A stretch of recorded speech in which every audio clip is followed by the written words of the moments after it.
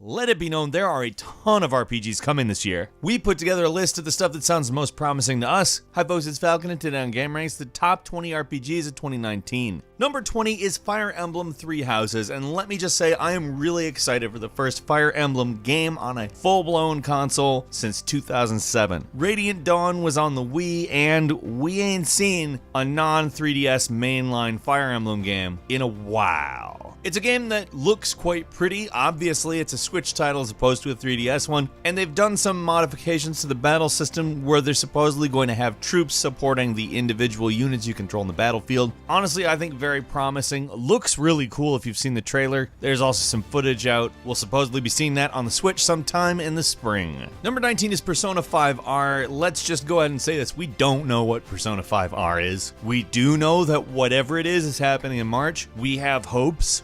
Let's just say, I have personal hopes it involves the Nintendo Switch and porting the original game to it, but the trailer we have associated with it has a PlayStation logo, so I have no idea. It could maybe be like a sort of a complete version like they did with Persona 3 or Persona 4 Golden, and maybe we could see it on the Switch, maybe? I don't know. Persona 5 is such a great game, but I swear I would really, really like it on the Switch. Guys, I'm sure it's possible. I'll be paying attention with great interest in March. Number 18 is Biomutant, a game that looks like a lot of different types of games mushed up into one open world action RPG. Like, we can see some elements of Dark Souls and we can see some elements of more arcadey hack and slash, but until we really get time with the game, I don't know exactly what to say. There will be an extensive character creation tool, although you will be like playing as a raccoon pretty much. So, I mean, customization within the raccoon genus, I guess. It looks really cool, if I'm totally honest. All the footage I've seen actually looks genuinely like a lot of fun, and supposedly it's going to have branching storylines where decisions will actually have an effect. Yada yada, we've heard that before. I don't really care as long as the story is good. I have a feeling from the look of the footage that it's going to be very well paced, fluid gameplay, and I'm very excited for that if it comes to fruition. It is hitting Windows, PlayStation 4, and Xbox One in summer of this year. Number 17 is Dragon Quest Builders 2. A game that is kind of Minecraft, kind of an adventure action RPG. I know that sounds kind of weird, but in truth, it's a really cool looking game. It's a pretty well liked game in Japan, and I have a feeling it's gonna be good here. The original Dragon Quest Builders is a lot of fun, and it connected really well with the first Dragon Quest, being a direct sequel that took place like 100 years after. Honestly, it's a sequel to a kind of a strange game that has its cake and eats it too, as far as being a Dragon Quest sequel and being a Minecraft derivative. I mean, it's been a while since I played the original Builders, but it did also come out on Nintendo Switch in 2018, so it is worth a play. Check it out in the meantime. Dragon Quest Builders 2 will be hitting Switch and PlayStation 4 sometime this year. Number 16 is Nioh 2, which is just a great game. Nioh, seriously, such a great Souls-like in that it sort of takes its own character. It creates a world that is, I mean, kind of semi-historical. It does take place in a historical period, but it's kind of an alternate history. Obviously, a lot of what goes on in it isn't possible, but they are adding character customization and supposedly more satisfying deaths. They claim they were a little cautious with the first game, which is, I mean, nice to hear, because I thought it was really a refreshing, sort of interesting take on that type of a game. But they said this time around the gloves are off, and I am interested to find out whatever that means. I enjoyed the first a lot. We don't have a date yet, but it's supposedly going to be coming in 2019, and yeah, we are ready. Number 15 is God Eater 3, an action RPG that looks honestly pretty promising. The game takes place in or around the Ash area, which is a sort of unspecified devouring cataclysm, something that people have dealt with and that you will continue to deal with during the course of the game. It's got a great anime visual style to it, and it's bringing dual wielding in, which Rage Burst didn't have that. They haven't released a massive amount of information, but I'm quite interested in it. It looks pretty, and it looks like the type of action RPG that I particularly like, so I'll be looking forward to when it hits on January 24th, which is not long from now, and then in February on the 8th it will hit Steam. Number 14 is The Division 2, which, if you can recall, The Division was kind of a little disappointing. I mean, I'm not saying that it was bad, it was just very Ubisoft and not on the great end of the Ubisoft catalog, so to speak. Honestly, there was a lot more promise in the announcement than was delivered in the game, but I think there's some interesting stuff that we've learned about the sequel. It's a mature rated game with hammer killings and quote-unquote drug kitchens. Honestly, I'm really kind of waiting for the beta, but if it gets us closer to what was originally promised with The Division, I'm pretty much there. I really liked what The Division could have been. The Division 2 will release on March 15th for Microsoft Windows, PlayStation 4, and Xbox One. Number 13 is an untitled Pokemon RPG. It is the newest entry in the core series of Pokemon. So, well, Let's Go is cool. This is like the more, hey, it's a new friggin' Pokemon RPG title. It's supposedly a little harder, a little more of what you're used to from a traditional Pokemon game. And let's just be completely honest, that's great. We don't have a lot of info, we haven't seen the game yet, but we know it's coming second half of 2019 to the Nintendo Switch. Number 12 is Marvel Ultimate Alliance 3: The Black Order. The Team Ninja action RPG series is landing exclusively next on the Switch.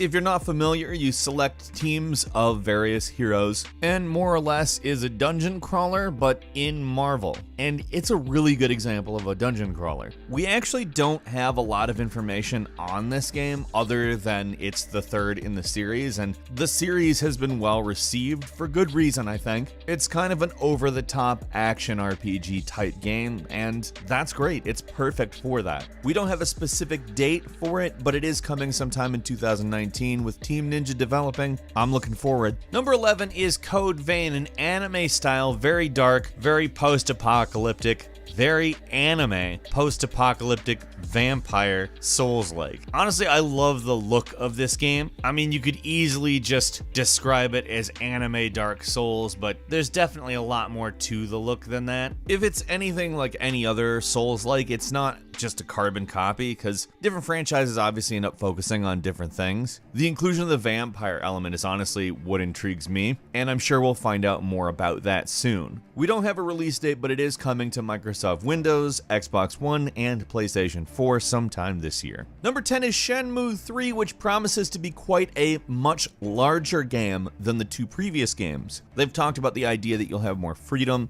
and more importantly, there will be a combat system that is supposedly significantly better than the previous combat system. This is good to hear because the previous combat system was not the high point of Shenmue. In fact, the team has gone out of its way to reassure that the game would be much more playable than the previous games, which is interesting to hear. Their claim is that the game will be 50% old ideas, 50% new ideas, which is a change from saying 70% old ideas, 30% new ideas from an earlier press conference. I'm excited. I think that it's probably going to be a pretty big event and has the potential to really sort of be the white whale, so to speak. Shenmue 3 will be hitting Windows and PlayStation 4 on August 27th. Number 9 is Judgment, a game that actually takes place in the Yakuza world, but follows a completely different person, a private investigator who is investigating a serial murder case. It does borrow from Yakuza in a lot of respects. The location, for instance, is the same. A lot of assets are shared between the games, but the gameplay and story are pretty different, at least outside of the fighting, which has been refined from Yakuza 0. It is a very well-received game in Japan, where it came out late in 2018. It was very well reviewed. People were very impressed with it, and that to me says it makes sense to trust the people that make Yakuza, which I think was a pretty obvious fact anyway, but we don't have a concrete date, but it is coming to PlayStation 4 in 2019. Come on, it's more stuff happening in the Yakuza world. I want that. Number 8 is Dragon Age: The Dreadwolf Rises. Now, that's not an official title. It is a working title. It is a cool title, and I hope that it remains the title. This is kind of a Hail Mary inclusion on this list. It's a doubtful release for 2019, but we don't know for sure. I have some pretty high hopes of learning more about it soon, at least, but we'll see. Otherwise, it's another Dragon Age game, and it merits talking about just on that. I mean, we will find an excuse. We know nothing about it other than this new Dragon Age game coming, hopefully soon. Number 7, another BioWare inclusion, Anthem, a game that I want to say I have high hopes for because a lot of the demo footage that we've seen looks a bit like Destiny, but more. Like, as far as options available with gameplay, and considering that BioWare is much more oriented towards story and things like that, it's a very interesting proposition. I like the idea of jetpacks. I like the fact that it's third person. I like the fact that it kind of looks like Destiny, but also looks very different, and I'm really looking forward to playing it on Windows, PlayStation 4, or Xbox One on February 22nd. Number 6 is Mount and Blade 2 Bannerlord, a game that we have been anticipating forever. It was announced way back in 2012, and since I've been with GameRanks, I have talked about this every year. It's a lot like Crackdown. This game takes place 210 years before Warband, during the decline of the Chaldean Empire, which is an interesting time, considering it's meant to be an analog for the Roman Empire, and the various kingdoms that formed after the Roman Empire will all have analogs most likely in this game. Mount & Blade is just a good series. The games are fun, they're a little bit graphically simple, and all things considered, what we've seen of Bannerlord is that, but that doesn't mean it isn't going to be an incredibly good game. I'm really looking forward. It's coming to Microsoft Windows, hopefully sometime this year, we'll see. Number 5, The Surge 2, which is kind of a robotic, science fiction tinged Dark Souls-like game, promising that the game will take place in a much larger environment, a devastated city, and the thing they're talking about is the idea of expanding a lot on the formula. The developers seem a lot like what they're trying to say is it's the same but bigger, which is something I frankly would like to hear in this type of a game's sequel. They're also going to be adding limb targeting, which is maybe something that might really separate it from other Souls-likes, we'll see, but the overall main takeaway is that there's a sequel to a great game coming. The Surge 2 is coming sometime this year to PlayStation 4, Xbox One, and Windows, so look out for that. Number 4 is The Outer Worlds, and I'm gonna just go ahead and say this is the one that I think is most likely to come out in this year that I'm most excited about. What I mean by that is it is a game by Obsidian in the nature of Fallout New Vegas, except using Unreal, meaning